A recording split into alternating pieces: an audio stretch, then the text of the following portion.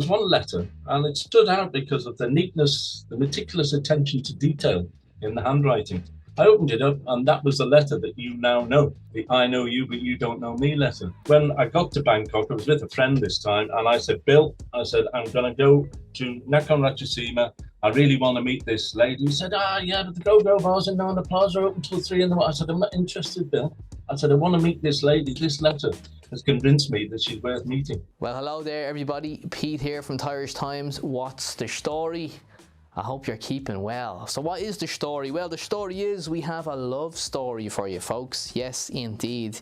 Today we're going to meet Frank and Rung. Frank is originally from England, but has spent the last 30 years working in Holland, and Rung is from Nakhon Ratchasima in Thailand. So our story starts 23 years ago. I suppose we're talking the infancy of the internet, and at the time people were sending letters to each other. Probably different to now. But anyway, Frank received a mysterious letter in the post, and when he opened that letter, it led to a chain of events that's led to a 23-year plus love story and moving a Thai woman and her 2 kids and her grandmother from Thailand to Holland. So let's take a look at this letter. So straight off, you can notice the date. We have the 31st of January 2000, and it starts with, "Hello Frank. You do not know me, but I know you, because I clean my home. I see your letter. I read it. I interest you. You not frightened.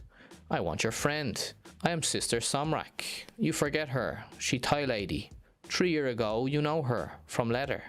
Now she marry. She have 2 sons. I hope you willingly eye for your friend. If you marry, I want your wife to my friend. Or your wife she don't like, I am sorry.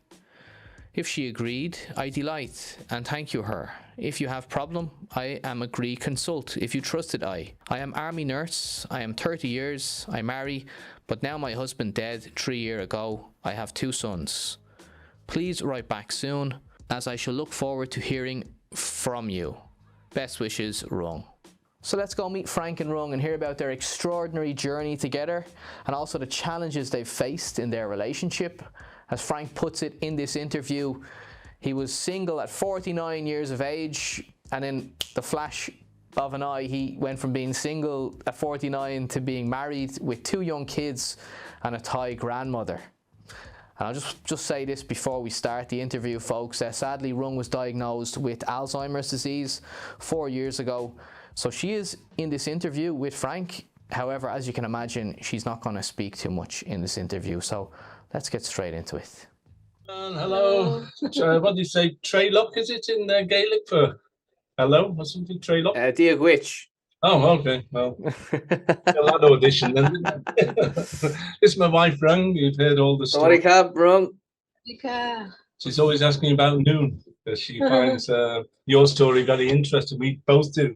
Let's get straight into it. I'm really excited about this one. So you sent me an email a couple of weeks ago, and on that email you attached a letter, and I read that letter and I was captivated by it. And it was the letter of basically how you 2 first met. So tell that story. How did you first meet? I'm intrigued. Yeah, it's quite a prolonged one. It started off, I mean, I was been going to Thailand since 1993, when there were very few barangs going there then, and I still went to the regular sort of haunts. The first time I went to Thailand, I think I spent 4 weeks in Pattaya. I didn't know any difference, and maybe I went to Sarin for the Elephant Festival and Kanchanaburi, but mainly because I was with friends who spent all the time in Pattaya. That's what we did. But the time I went this time, I was on my own, and I remember staying in a place that's no longer there in North Pattaya called the Cottage. It's really nice.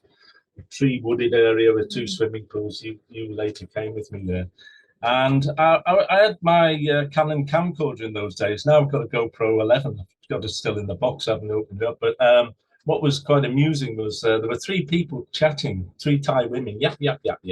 Good pass of time. And I thought to myself, right, I'll just sort of film them from a distance, because there was a sign next to them, so waitress service at your discretion or something. I can't remember what persuaded me to take this film, but one of them beckoned me over and she said, oh, it's her birthday today. I said, okay. I'll buy you all a drink on the condition that I can continue filming. You don't look at the camera, just forget I'm here. I'll buy you all a drink, but just concentrate on your conversation as you were, as if I'm not here. So I did that. I've still got this film somewhere. And at the end of it, I think it was the back end of the 4 or 5 weeks, there was this lady, Malai, who was your cousin. She said, do you have a Thai girlfriend? Well, at that time, I didn't. And she gave me, and people will say, well, that's crazy. Patay, you didn't have a girlfriend, but you know, it can happen when you're sick of the one night stands or whatever. So I had this photograph and I took it back to Amsterdam. I was living on a houseboat on Court Prinsengracht, I recall. And I used to like these letters from Thailand. Now, when you met your lady, I'm sure it wasn't through pen friends, but this letter, I used to enjoy getting letters from Thailand every time I went over there. And there were no letters from Thailand. And I thought, well, I kept looking at this beautiful lady on this snap. I thought, well, why not? Let's just write to her. So I wrote to her and I got a letter back. It was nicely written, but it seemed a bit mechanical in the sense there didn't seem to be a lot going on, except that she wanted to meet a friend, etc. So after this, I decided, right, okay, the only way I'm going to find out whether there's anything worth doing here is to give her a phone call. So I rang her up, and she couldn't speak any English. I couldn't speak any Thai. I need no in the gap, Leo. Squall, you sign, ping, ping, ping. But anyway, I spoke to her in pidgin Thai. She spoke in pidgin English. We were getting nowhere. She had a bit of a deep voice, and I thought, And everyone's laughing in the background where she's making, and I thought, oh, probably a lady boy. So I thought that's the end of that. I very politely put the phone down, thought nothing more about it until 3 years later. And I was in a rush. I remember it was on tram 13, I think, going to work or somewhere. And I thought, right, I'll read the post on the tram. I'm looking through the bills, etc. And there was one letter, and it stood out because of the neatness, the meticulous attention to detail in the handwriting. And I thought, right, okay, I've seen this type of writing before. It's from Thailand. I opened it up, and that was the letter that you now know, the I know you, but you don't know me letter. And I thought, right, I'm not going to, I thought it was such a beautiful letter, and I thought, well, I'm not going to show the guys at work, because if I show the guys, guys are always a bit cynical.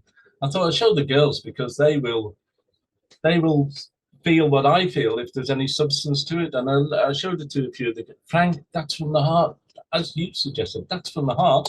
And I thought, right, okay, let's give this a go. So I wrote back. I said, no, don't worry, I'm not married, and you seem like a nice lady. The next time I'm in Thailand, we'll meet up. That was just the beginning of how would you describe this? A comedy of errors, really, because when I got to Bangkok, I was with a friend this time, and I said, Bill, I said, I'm going to go to Nakhon Ratchasima. I really want to meet this lady. He said, yeah, but the go-go bars in Nana Plaza are open till 3 in the morning. I said, I'm not interested, Bill. I said, I want to meet this lady. This letter has convinced me that she's worth meeting. So then I managed to contact you by phone, didn't I? Managed to contact, but again, because Rung's English wasn't so hot then, and my Thai wasn't so good, she thought I was going to be on you thought I was going to be on the 6 o'clock train from Bangkok, which takes about 5 hours or 6 hours. And I thought that you thought that I was going to be on the 11 o'clock train in the morning.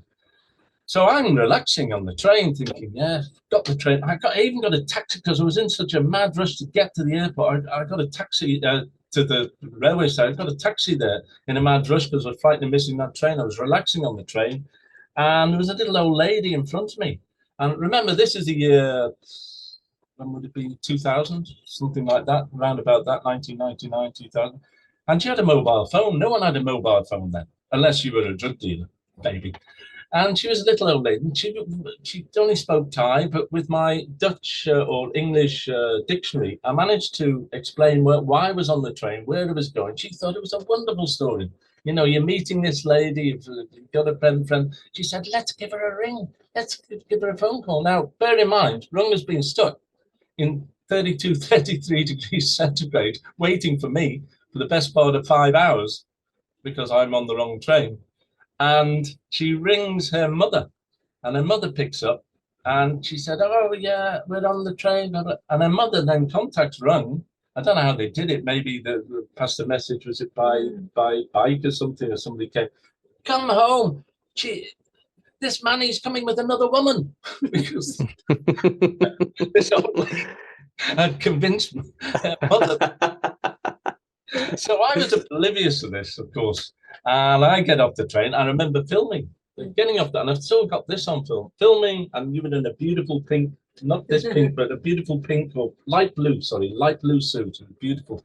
And Rung was far too polite to say what had happened, or maybe couldn't communicate it. And slowly but surely, I saw the filmer with something to eat, and it was very pidgin English. That king, he live here. King, wife, she live here, and it was like that. So it was, pass it down near, right? Pass it down. What does this mean? Pass it, and I've got it all on film. So that was the beginning bit, and I could instantly felt, that this was almost. I think the letters did it, but the confirmations meeting that we almost like that fell in love. So how did Rung get your contact? I didn't explain one of the most critical aspects of it. Those letters were written by Rung for her sister.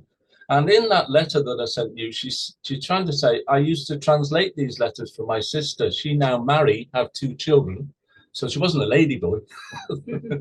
When I got that letter, that photo in Pattaya, would you like to write to this lady? I started writing. The letters came back, but these letters were from Rung. That's why I recognized the handwriting 3 years later.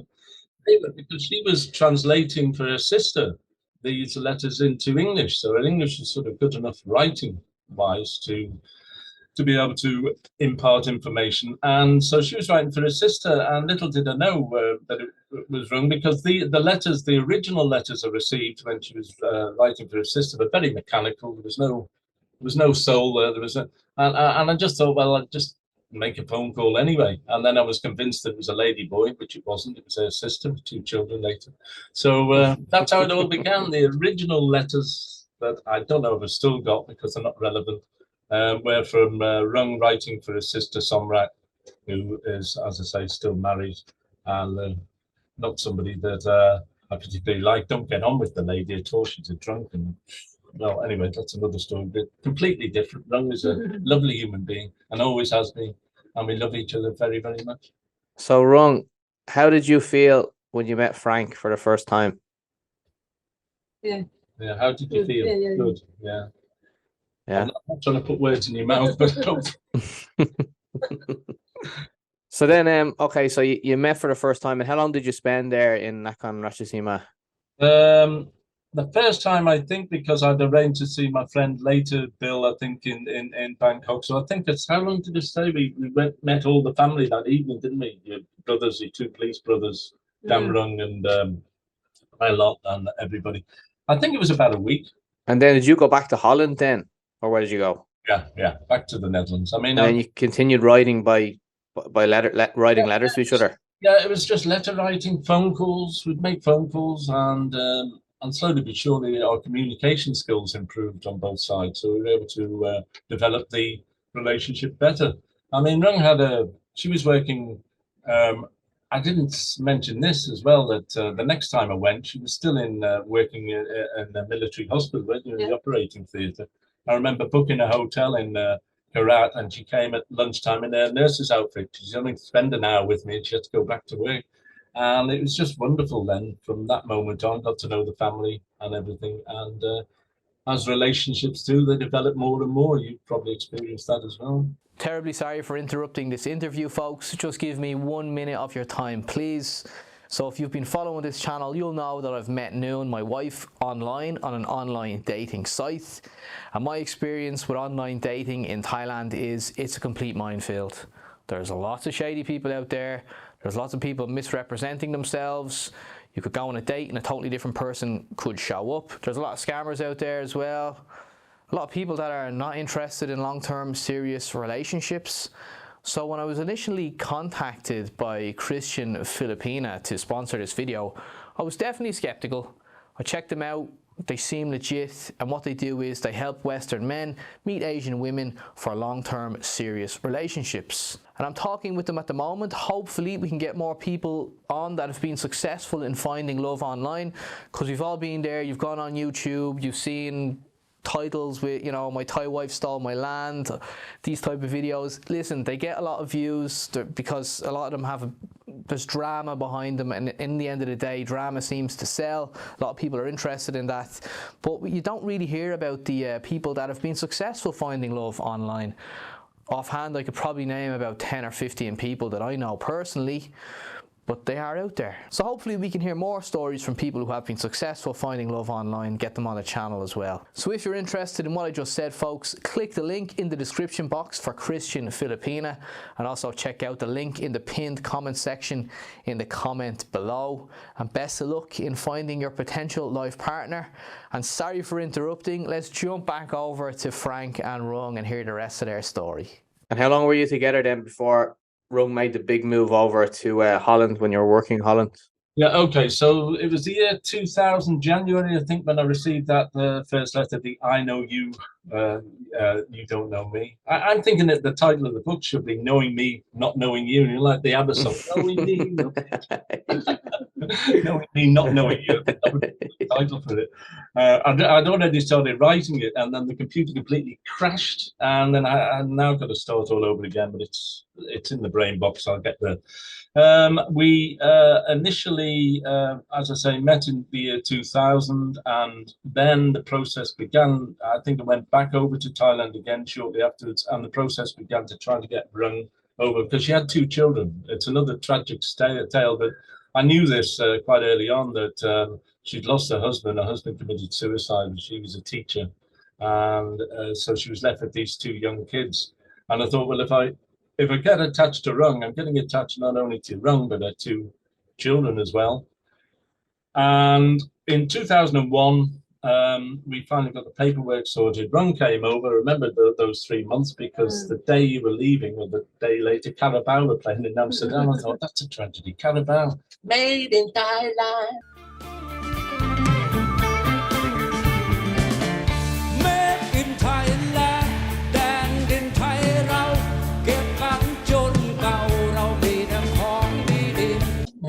I love that song. Yeah, so do I. Bye bye, pong. One pipe. And so anyway, she came over, and I remember in that trip, I was taken everywhere. I took her to Luxembourg, partly because I wanted to see Ipswich play there. But I'm glad we didn't. The other choice was Porto, and there was flooding in Porto, so I'm glad we went to Luxembourg. Very nice, wasn't it? Took you to Belgium, Antwerp. We spent time in Antwerp, and obviously the Netherlands, etc. So I tried to pack in a lot in those 3 months to get an idea whether Rung liked the place, you know, whether it was her thing. And it was the summertime. I was back end of the summer, I think, to about October time. So I remember vividly the period that Rung was over, and then after that, I had to sort out the paperwork, and I realised some little boy, he was only about 6 or 7. He because the paperwork took so long, the bureaucracy to get Rung and the kids over, that he was starting to see his grandmother as his mother. I thought, we can't have that. We've got to bring the grandmother as well. So the grandmother came with the 2 kids the first time, and she outstayed her welcome a bit. She stayed for 9 months, should have been 3. But when she got to Schiphol Airport, they started interviewing her, and she said, well, she couldn't say anything. She just smiled. She couldn't speak any English. She couldn't speak anything other than Thai. They couldn't communicate. And after half an hour, go. Never invited back. But the grandmother jokes are true, because there was one very funny incident when she was in the house, and she just, you know, in Thailand, they dye their hair. They're very, very vain in that way, very proud, I suppose you could say. And she wanted to dye her hair black. And we just moved to this house in Lelystad, which is a new city in the Netherlands. It was 10 meters underwater in 1965. You know, reclaim land. That's what they actually do over here, and they done a great job of it. 80,000 people live here now. Anyway, she's dyeing her hair, and she dyed it on a brand new carpet. We just moved in the house, all the stains everywhere. So I said, I was really, if I had any hair to pull out, I would have pulled it out. And I said, tell your mother never, ever to dye your hair in this room again. So she literally told her mother that, and literally her mother took on board the information and dyed her hair in another room and ruined another carpet. Oh my God. So when we we were in Dublin, I told the bus driver on one of these tour buses, he was telling all these grandmother jokes. I said, I've got one for you, and it's a true story, mate. So I told him that, and he was laughing his head off. That is a true story. She died in another room, another carpet room. So then Rung's two sons then grew up in Holland then? Yeah, they did. But Siddharth and Natapong, that's their names, the formal names of Sun and Sue. Sun is still with us. That's Natapong. And Sue, when he got to 18, you can't stop him. He said, oh, Papa, Mama, I really want to go back to Thailand. I miss it too much. I miss it too much. I said, well, it's up to you. If you really want to do it, then go. And we couldn't really stop him. Now he's set up his own mobile repair. Everyone has problems with the mobile phone, so he repairs mobile phones over there. And we see him every time we go over there. He's got a new girlfriend, and he seems quite happy. But he's 30 years of age now, So he spent the last, as you spent 12 years in Thailand, he's now spent 12 years since he left us in the Netherlands. It's a real shame because he was really good with his hands. They wanted carpentry, anything to do with that kind of thing. He was just very, very sharp, and the teachers are all disappointed when he wanted to go back. He could have done a lot of skilled jobs here, but that was, I think he partly regrets it, but that was his decision. We could do nothing about it. So tell us about your life together, because in the email you sent me, you said you traveled to dozens of countries. It started when she was here for 3 months, and I think I probably told you in one email that the only time I did any traveling before the age of 36, which is about your age now, I think, was Ireland. I go with my parents. We went to Wicklow, Wexford, all down the East Coast, and loved it. And the Irish people, Irish culture, it was different then probably than it is now. But you've been to Dublin. She's been to Dublin. She's had a pint of Guinness there. And can't beat the black stuff. Yeah, I like the grave diggers. I've made a note of the grave diggers. Oh, if you ever get over it, that's the best point. That is the best point in the country. So what's been the key to your long and successful marriage? I think the key is, and I would say this to anybody who's contemplating a long-term marriage, find out how your first argument goes. You won't really know if it's gonna succeed until you've had your first big row. It's how you deal with the row. It's how you deal with that argument will determine what future you have.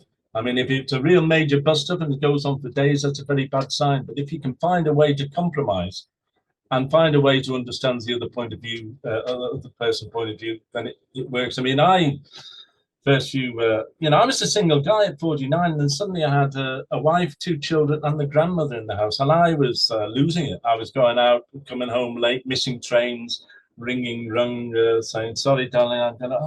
So we had a lot of friction. It was mainly my fault then, because I just had no control. It was too much of a jump, as my Irish friend Terry Nicky says. He said it was too much of a jump, Frank, from being a single guy at 49 to taking on a wife, 2 little children, and the grandmother. He said it's what nightmares are made of. And to some extent, he was right. But where there's a will, there's a way, as they say. And I think we found a way because we loved each other. And that is insurmountable. If you really love somebody, you will find a way. You make those compromises. You change your life for the better. What would you say would have been your most memorable experiences together? I suppose the marriage, really, to be honest. It was in Amsterdam, and we had that. We got married in a registry office, and then we went out that evening, and we were in the. I mean, it was that possibly is the most memorable because it was when we tied the knot, and you will find that when you do it, it just. There's an element of finality about it, which the others is a prerequisite. It's a sort of rehearsal for the real thing, isn't it? And some people say, why do you bother getting married? Well, I did it for Rung. I mean, I did something else for Rung, which I haven't told you, which was even more powerful, perhaps, was the first time she came over, I used to smoke. I mean, I was a chain smoker. I was one of these people who was smoking cigarettes, putting one out and lighting up another one when there was still one in the ashtray, rather not put it out.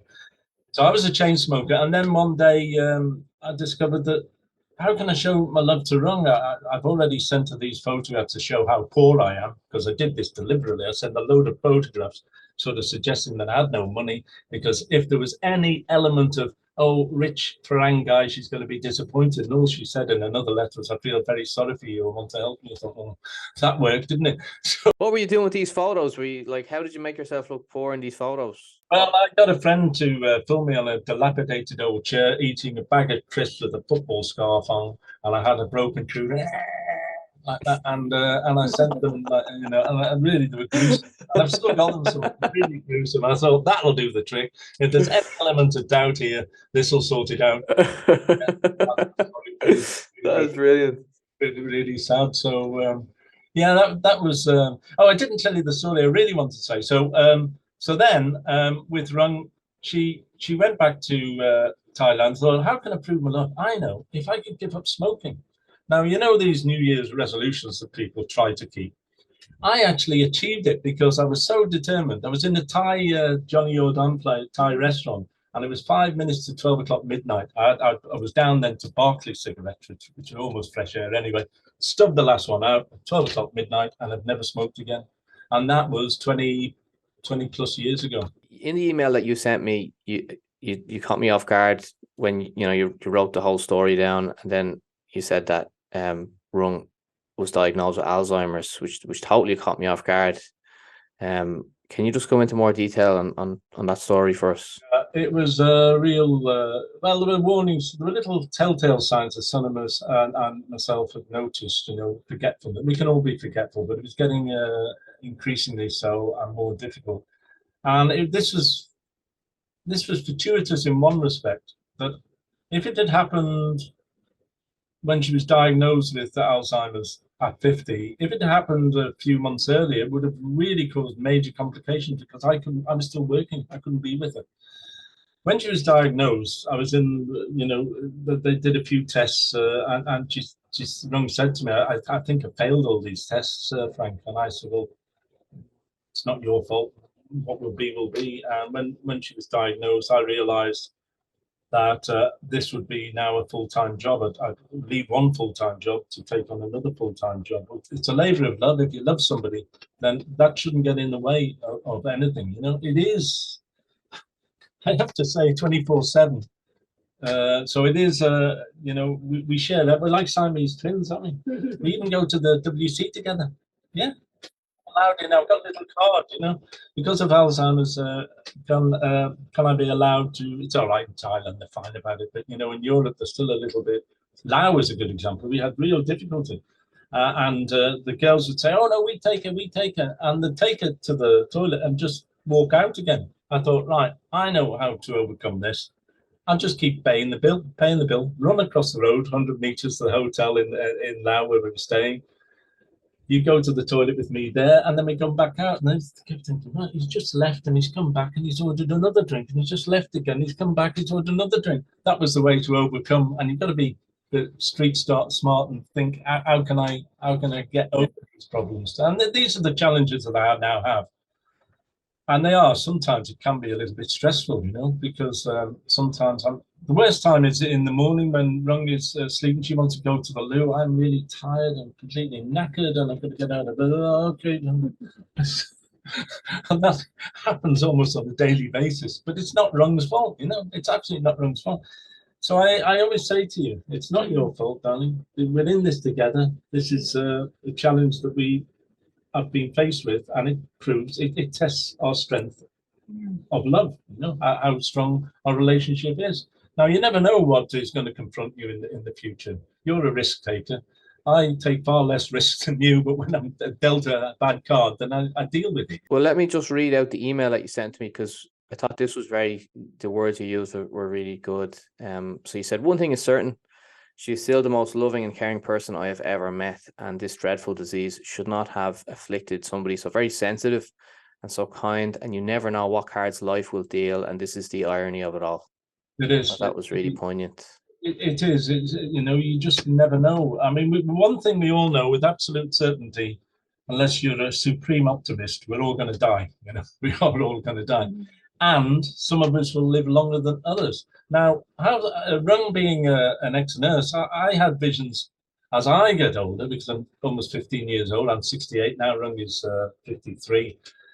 As I get older, coming on 54. As I got older, I was thinking to myself, well, you know, somebody in the nursing profession can care for me, but the roles are completely reversed. And it's me that's caring for Rung now. I'm fine doing it now. I'm relatively fit, and I have no qualms about it. But it's not what I expected. Absolutely not. You know, not that I was being totally selfish about it, but you just think, well, yeah, in time, I'm getting older at a faster rate than you, probably. As you get older, more ailments, more illnesses, and you don't want it this way around, but you don't want it any way around. Let's be honest, nobody wants that. Nobody wants that. But our positivity, Pete, our positivity about it is as strong as ever, because we do everything together like Siamese twins, as I say, and we deal with it. We went to a concert in Amsterdam. We saw La Comitiva, Erlendoy and La Comitiva 6 weeks ago, and it was great. I just checked around. Do you have invalid facilities? Do you have so I can go in? No problem. Yeah, in the Netherlands it's relaxed, and so these things I've got to ensure before we go anywhere. But she goes to the Blarney Stone. They allow me to take her to the loo. Molly Malone's, they allow me to take her to the loo. I know everybody there anyway. But when you don't have somebody, when you don't have an affliction, or you're not close to someone with an affliction, you're not aware of all these toilets and all these things. But now I that's what I'm always looking for. You know, where are they? So that's a small price to pay for a long-term love affair, which, as I say, she's the most beautiful, caring. I used to say to people about Rung, when everyone said, oh, isn't she beautiful? I said, that's only 10% of the beauty. The real beauty is in the heart, in the soul. That's the 90% that people don't see. Well, Frank, let's leave it on that note. That's a high note to finish it. Frank, it's been a pleasure. Rung, cup and cap. All right, take care. Have a great day. Lovely talking to you. I really enjoyed this one. You're legends. Real pleasure, Pete. Take care. Bye-bye. Bye-bye.